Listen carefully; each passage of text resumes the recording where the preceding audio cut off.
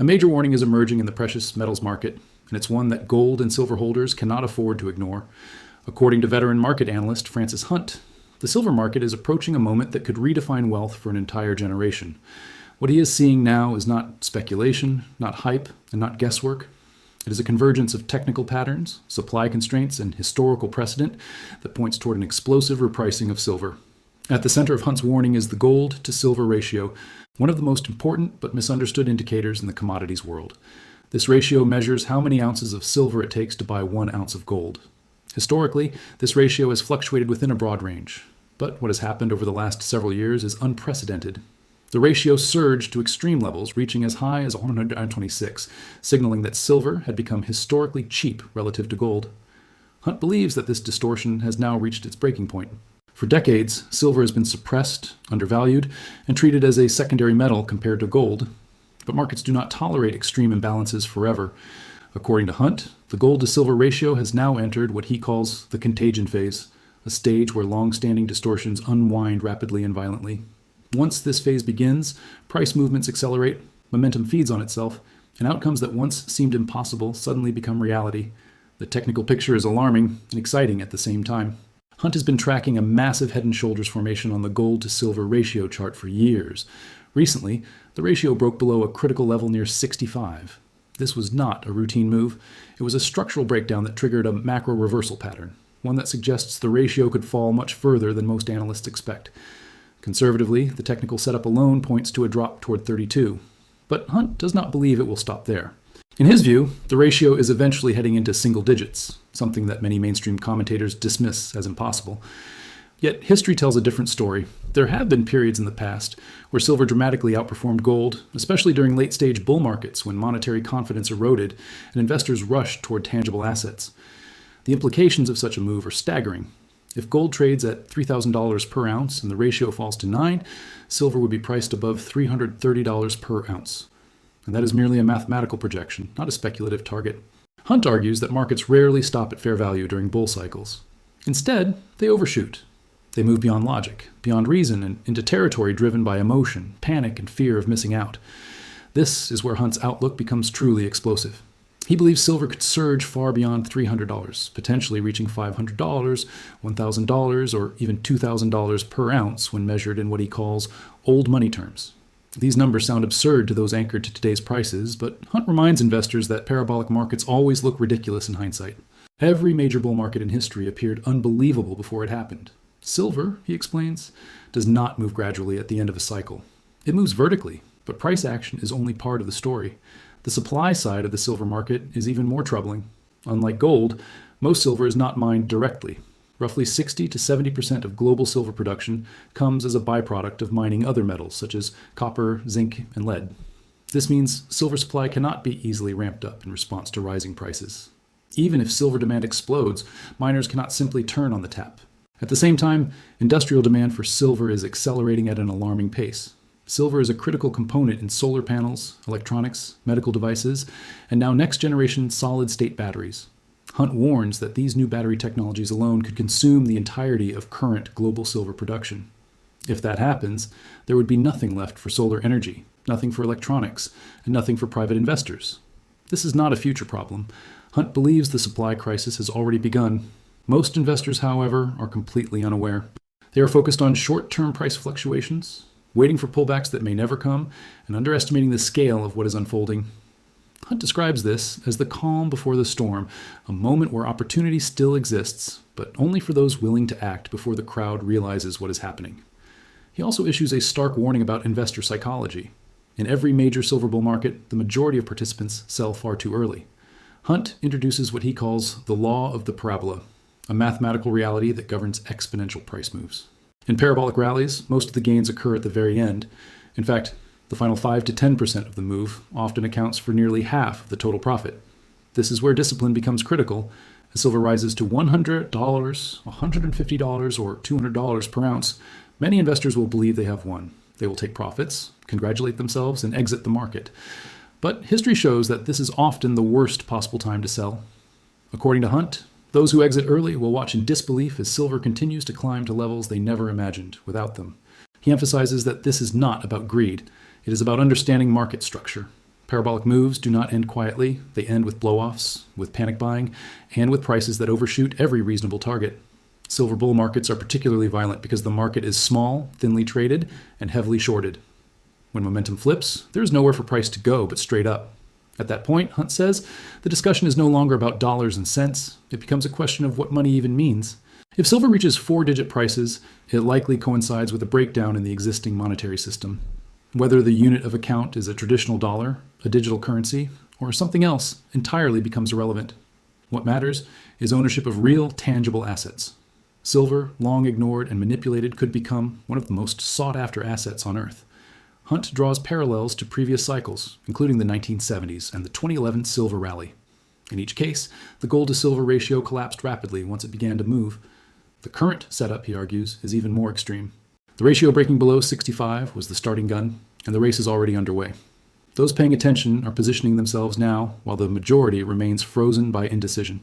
One of the most common questions Hunt receives is whether it is too late to buy silver. His response reframes the entire debate. If silver is heading toward $200, he asks, does buying at $80 really seem expensive? The math, once viewed from that perspective, becomes obvious. What feels expensive today may look absurdly cheap in hindsight. Many investors hesitate because they are waiting for the perfect entry point. On long-term charts, silver appears to be running without clear pullbacks. This creates what Hunt calls the entry point paradox. The larger the move becomes, the harder it feels to step in. But Hunt emphasizes that markets move in fractals. Even within powerful macro rallies, there are micro pullbacks that provide opportunities.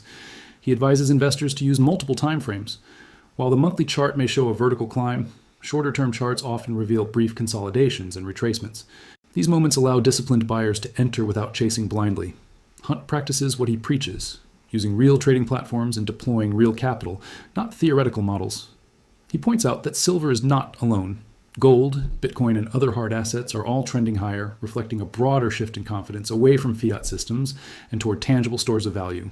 Silver, however, stands out because of its dual role as both a monetary and industrial metal. This combination creates a unique demand profile that could drive prices far higher than most expect. In Hunt's view, the biggest mistake investors can make now is underestimating the magnitude of what is unfolding. This is not a normal bull market. It is a late-stage cycle driven by systemic stress, supply shortages, and a loss of faith in traditional financial structures. Those who recognize this early have a chance to protect and potentially multiply their wealth. Those who ignore it may find themselves permanently priced out. The silver market is changing, quietly at first, then all at once. And when it moves, it will not wait for permission. At one point, nearly everyone was convinced the silver market had already topped. Analysts, commentators, and casual observers alike declared the move over. But Francis Hunt saw something very different. While the crowd focused on the headline price, Hunt zoomed into the daily chart and asked a more important question. Where are the re-entry opportunities? We were given a chance to re-enter, Hunt explains, pointing to the daily time frame. Inside the broader uptrend, silver briefly dipped twice, creating 2 clean entry zones. These were not random guesses or emotional buys. They were calculated positions based on structure, volatility, and disciplined risk management. I put on 2 entries, Hunt says calmly. Each position was paired with a clearly defined stop loss placed near the relative low. If the trade failed, the loss would be small and controlled. If it worked, the upside would be enormous. This approach is part of Hunt's proprietary HVF method, a system designed specifically for trading macro bull markets using shorter time frames. The results speak for themselves. Those stop losses, once set defensively, have since been moved higher, locking in profits as the trend continues. Additional bids were added, and those positions are now deep in the money. One shows gains of roughly 150%. Another is up more than 300%. And according to Hunt, the move is far from finished. This isn't luck, he emphasizes. This is strategy. Hunt is demonstrating with real money and real trades that even during powerful bull markets, opportunities do not disappear. They simply change form. Volatility, which terrifies most traders, becomes a source of opportunity for those who understand how to read it. Small pullbacks, even moves of $5 or $10 on silver's daily chart, are invitations to participate in the larger trend. Yet most traders miss these opportunities entirely. They are fixated on the monthly chart, watching silver rise from $30 to $80 and telling themselves it's too late. They freeze, paralyzed by price anchoring, while professional traders like Hunt zoom into the 4-hour, daily, and even hourly charts, identifying precise entry zones with tight risk and massive upside potential. Then, Hunt shows something that leaves the audience stunned. He pulls up a quarterly silver chart that stretches all the way back to the 1950s. 75 years of data laid out in a single view. What he highlights on that chart is what he calls a squeeze inside a squeeze, an extremely rare compression pattern. Price volatility has been wound so tightly for so long that when it finally releases, the resulting move is explosive by nature. We had technical proof, Hunt explains, that silver was about to make a major move. The plan was simple. Wait for the breakout, place the stop loss just below the exit point, and let the market do the rest. But then, something even better happened. You often get a gift inside a gift, Hunt says with a smile. His philosophy toward markets is radically different from that of most traders. He doesn't view markets as hostile battlefields or adversaries to be conquered. He sees them as systems of opportunity, constantly offering rewards to those who pay attention. The markets love you, he says. I show people how to make the markets love them. In one of his more poetic moments, Hunt describes market participants as blind animals walking across pearls, gold, and diamonds, unaware of the riches beneath their feet. The opportunities are everywhere, he argues. All you have to do is slow down, open your eyes, and pick them up. That squeeze inside a squeeze pattern triggered around $25 per ounce, with an exceptionally tight stop loss and an initial target near $333. But Hunt is clear. $333 is not the end of the move. It's a resting point, a consolidation zone before the next leg higher. He has already positioned himself accordingly. Roughly half of his position is structured to take partial profits, while the remaining portion is designed to run freely, capturing as much upside as the market allows. This, Hunt explains, is the defining difference between amateurs and professionals. Amateurs ask, is it too late? Professionals ask, where's my next entry? Amateurs see a rally and feel left behind. Professionals see a rally and find multiple ways to participate.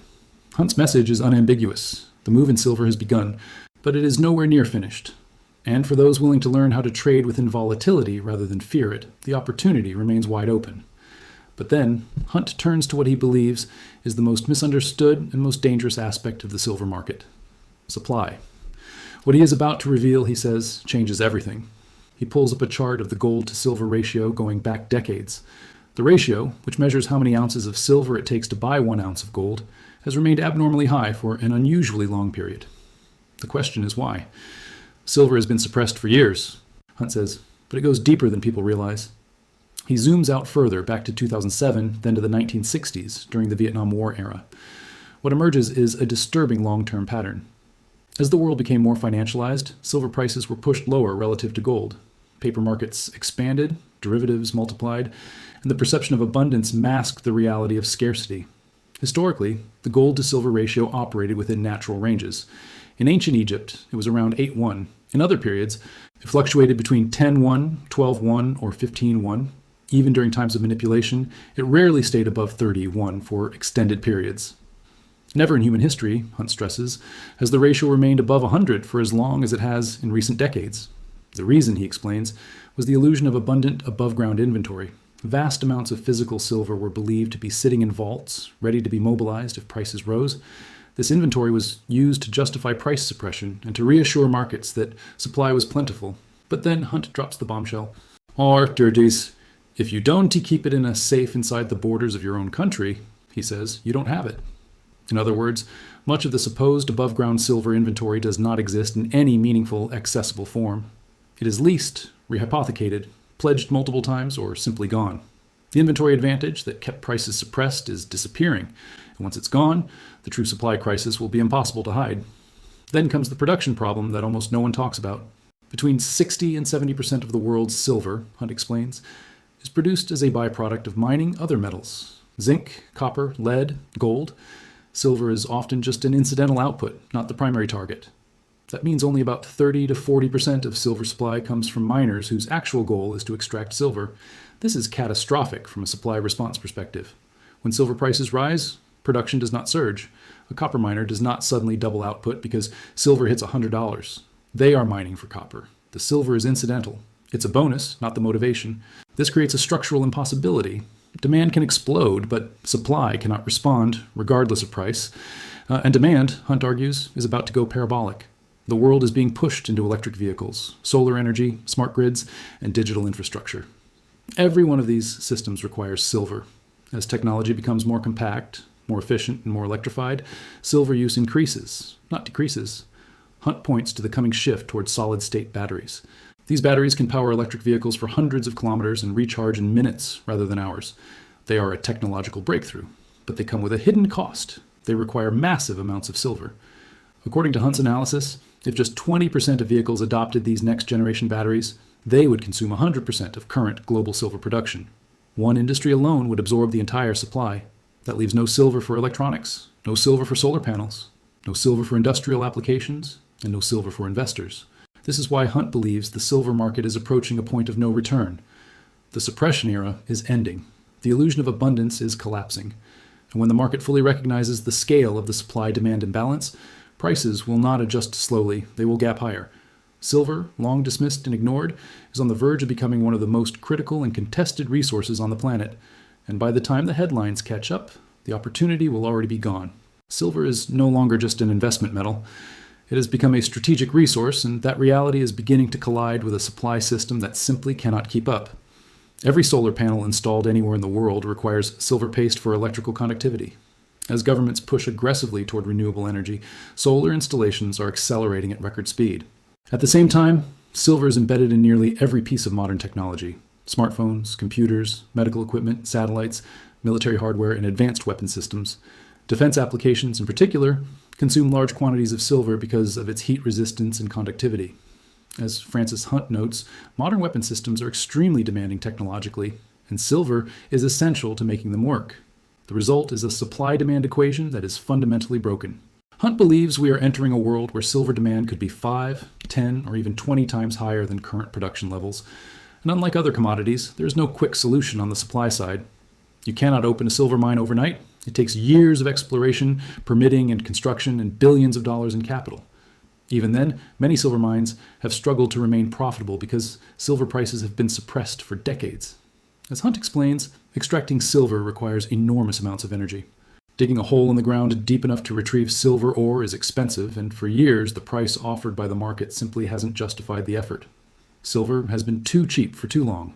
Now the market is on the verge of correcting that decades-long distortion all at once. This is not a typical bull market. Hunt is not predicting a smooth, orderly rise in prices. He is warning of a historic supply crisis, one so severe that price becomes the only mechanism left to ration demand. There is no alternative. When supply cannot respond, price must rise until demand is destroyed or deferred. Price is the only thing that can fix this, Hunt states plainly, and fix it the market will, by setting silver to levels that feel unthinkable today, but will seem obvious in hindsight. The hidden supply crisis is no longer hidden. Those who understand what is happening are positioning themselves now, before the rest of the world wakes up to the reality that there simply isn't enough silver to meet existing demand, let alone the tidal wave of demand coming in the years ahead.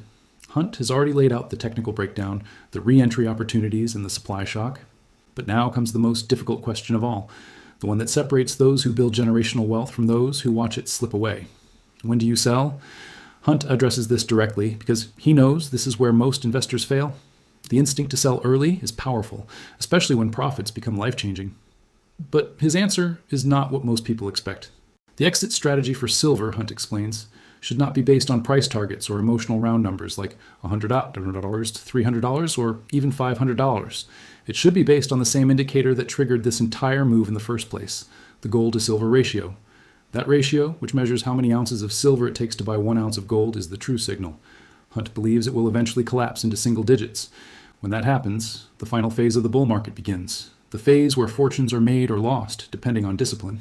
This is where the law of the parabola comes into play. In exponential markets, most of the gains occur at the very end of the move. Roughly half of all profits are made in the final 5 to 10% of the price advance. That means the most emotionally difficult period to hold is also the most financially rewarding. But this is where psychology becomes the enemy. By the time silver reaches $200, $300, or $400 per ounce, everything around you will be screaming at you to sell. The media will declare a bubble. Friends will accuse you of being greedy. Family members will urge you to take profits before it's too late. And then silver will pull back sharply, 15%, 20%, maybe more. At that moment, fear will take over. You'll think the top is in. You'll believe you're being smart by selling. Hunt warns that those pullbacks are not warnings, they are gifts. Professionals do not exit entirely. They manage risk. Hunt explains that he typically closes only a portion of his position, often around 50%, to relieve emotional pressure while allowing the remaining position to continue capturing the move. This approach removes fear without sacrificing upside. Hunt has spoken openly about a $330 level as a major milestone, but he is crystal clear that it is not the final high. It is a place to pause, a consolidation zone where weak hands sell and strong hands accumulate more before the final surge. And we expect to do better than that, Hunt states, much better. Then he says something that sends a chill through the room. At that point, he explains, I don't know what the dollar means. I'm not sure what kind of money will be used at that time, whether it is still a dollar, a digital dollar, or something else entirely. This isn't just about silver prices rising. It's about a broader transformation of the global monetary system, possibly a breakdown, possibly a replacement. In what Hunt calls old money terms, silver would be trading in 4 digits, $1,000, $500, $2,000, or higher. These are not wild guesses. They are mathematical projections based on 3 forces converging at once: irreversible supply constraints, explosive industrial demand, and monetary instability. Hunt is optimistic about the opportunity, but sober about what it implies. If silver reaches 4-digit prices, it won't be because the world is thriving. It will be because the system that suppressed silver for decades has failed. The era of financialization will have cracked. The illusion of massive above-ground inventory will have collapsed. Byproduct mining will have proven inadequate. And the world will be scrambling for physical metal at any price. Hunt closes by returning to the quarterly silver chart stretching back to the 1950s. 75 years of compression, building energy like a coiled spring. When these squeezes finally release, he explains, prices don't drift higher, they explode. That explosion, in his view, has already begun. The technical breakout is confirmed, momentum is accelerating, the contagion phase is underway. Hunt's message to silver holders is both encouraging and cautionary. Encouraging because the setup is nearly perfect and the opportunity is generational. Cautionary because the real gains have not even started yet, and selling too early will be the greatest regret many investors ever experience. Silver's finales are never calm. History shows that the final stage is marked by overreaction, not precision. When the end comes, it will come fast. Silver will spike violently, pull back sharply, spike again, and then, when everyone believes it's heading to unimaginable levels, it will roll over just as quickly. But that moment is not now, not this month, probably not even this year. Hunt believes we are still in the early stages of a multi-year move that will permanently reshape the precious metals market. His final advice is simple but powerful. The markets want to love you. They want to give you gifts. All you have to do is bend down, open your eyes, and pick them up. Those gifts are the pullbacks, the moments of doubt, the periods of fear where others panic and professionals add or hold steady.